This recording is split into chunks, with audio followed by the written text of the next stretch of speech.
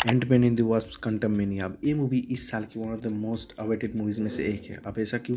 क्योंकि पिछला साल मार्वल स्टूडियोज़ के लिए उतना कुछ खास गया नहीं, एक दो टीवी सीरीज़ को छोड़ के। इसीलिए इस मूवी के लिए जो एक्सपेक्टेशन है वो काफ़ी ज़्यादा हो जाती है। और लॉकी की लास्ट में जिस तरह का कांग को देखने के बाद हमारा एक्साइटमेंट बढ़ चुकी थी, और इसी मूवी में उसको एज ए विलेन देखने के लिए हम लोग काफ़ी ज़्यादा एक्साइटेड थे। और यही रीज़न इस मूवी को एक एंटिसिपेटेड मूवी बनाती है। अब आज ये मूवी रिलीज़ होने के बाद क्या ही मूवी उस तरह का हाइप को जस्टिफाई कर पाती है? तो चलिए बात करते हैं। तो देखिए, आमतौर पे तो मैं कहता हूँ कि अगर आप एक मार्वल की फ़ैन हो तो उसकी मूवी जाओ, वीडियो देखने की ऐसे कोई ज़रूरत नहीं है। पर आज मैं कहूँगा कि मार्वल स्टूडियो का फ़ैन होने के साथ-साथ अगर आप एक अवतार फ्रेंचाइज़ीज़ की भी फ़ैन हो तो आप ये मूवी जाके देख सकते हो आराम से। अब ऐसा क्यों कह रहा हूँ उसकी बात हम आगे करेंगे। पहले इसकी कहानी की थोड़ी ऊपर-ऊपर से जाँच कर लेते हैं। तो कहानी की शुरू में ही हमें दिखाया जाता है कि कैसी बड़ी हो चुकी है, और उसके पास भी उसके पापा की तरह चोरी करने की कला है। काफ़ी अजीब है ना? और उसी के साथ-साथ उसके अंदर साइंस की भी दिलचस्पी है, जिसके लिए वो एक ऐसी मशीन बनाता है जिससे कि वो क्वांटम रेल से ताल्लुकात कर सके, सिग्नल भेज सके, सिग्नल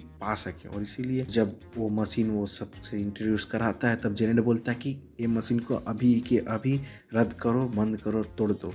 पर काफ़ी देर हो चुकी तब तक वो सिग्नल भेज चुका होता है और उधर से भी सिग्नल आ जाता है, और सिग्नल और किसी का नहीं, हमारे बिग डैडी कांग का रहता है। और उससे जो सिग्नल भेजता नहीं, चारों को क्वांटम रेल में खींच के लेके आता है। और तब जाके हमें पता चलता है कि जेनेट के साथ कांग का पुराना कुछ रिश्ता है। पर बस वही एक रीजन नहीं है जिसके खातिर जेनेट और बाकी सब वहाँ है, बल्कि कांग को उस क्वांटम रेल से निकलना है और उसे सिर्फ जेनेट ही निकाल सकता है। इसीलिए और अब इन चारों को भी क्वांटम रेल से बाहर निकलने की गैंग का ही सहारा लेना पड़ेगा। तो वो लोग करेंगे क्या? तो यही लगभग ओवरऑल मूवी की स्ट्रक्चर होने वाली है। और इससे ज़्यादा मैं मूवी के बारे में बताऊंगा नहीं, और आपको भी बोल देना चाहूँगा कि इससे ज़्यादा किसी से सुनना मत, क्योंकि अगर मैं यहाँ पर ही बताना शुरू करूँ मूवी के बारे में तो 5 मिनट में ही इसका स्टोरी शुरू से लेके अंत तक में ख़त्म कर सकता हूँ। और हाँ, सही पकड़े कि यही इस मूवी का सबसे बड़ा नेगेटिव पॉइंट है कि मुझे स्टोरी में कुछ उतना ज़्यादा दम नहीं लगा, और इसीलिए शायद इसका रन टाइम मुझे काफ़ी ज़्यादा खींचा खींचा महसूस होने लगा। उतना ज़्यादा रन टाइम है नहीं वैसे, 2 घंटे का है सिर्फ, पर फिर भी मुझे धीमा लगा और बोर भी फील हो रहा था बीच बीच में।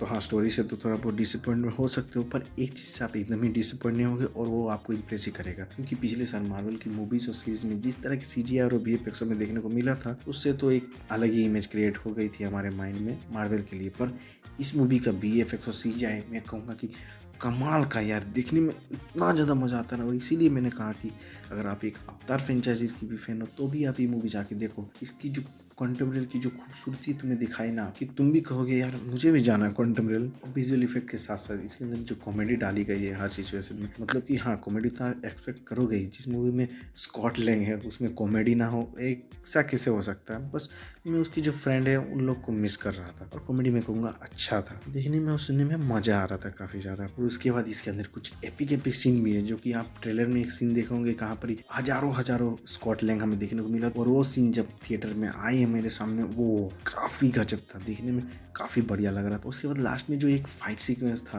मतलब कांग के बीच में और वहाँ की जो, मैं बता नहीं सकता, स्पॉइलर हो जाएगा, वो लास्ट वाला फाइट सीक्वेंस काफ़ी बढ़िया लगा मुझे देखने में। और इसीलिए ओवरऑल ये मूवी मुझे एक अच्छी खासी मूवी लगी। शायद ये मूवी मुझे इसलिए भी अच्छी लगी क्योंकि मैं इस मूवी से कुछ उतना ज़्यादा एक्सपेक्ट नहीं कर रहा था। मैं अपना एक्सपेक्टेशन एकदम ही कुछ नहीं रखा था इस मूवी से। बस एक चीज़ का एक्सपेक्टेशन रखा था, वो था कि मुझे कांग हरामी चाहिए, और वो मुझे हरामी मिला। काफ़ी ज़्यादा हरामी था, मतलब पता तो है कि उसके पास कितने पावर है, और वो दिखता है इसके अंदर। उसने स्कॉटलैंड की बैंड बजा के रख दी थी लिटरली बिना पावर का। जब उसके पास कुछ पावर नहीं था उस जगह पर, तो उसे देखने में काफ़ी मज़ा आ रहा था। मतलब बेचारे के लिए बुरा लग रहा था, अपनी मूवी में इतनी बुरी तरीके से पिट रही है। और उससे भी बुरा लग रहा था मुझे वास्प के लिए, होप के लिए, क्योंकि यार उसका नाम आपने टाइटल में ही लिख दिया और उसको एक साइड कैरेक्टर तरह का इस्तेमाल कर रहा हूँ। मतलब उससे ज़्यादा तो जेनेट ही इंपॉर्टेंट थी। और अगर और ज़्यादा दिमाग लगाने जाओगे तो आप सोचोगे कि इतना कुछ होता ही नहीं, अगर कैसी उस मशीन को बनाता ही नहीं, या फिर जेनेट का बात पहले ही सुन लेता कि सिग्नल मत भेजना, तो शायद ये मूवी दिखता ही नहीं। तो क्या इस मूवी का कोई वजूद नहीं है? क्या ये मूवी बस हमें ऐसे ही टाइम पास के देखने मिला? तो ऐसा नहीं है।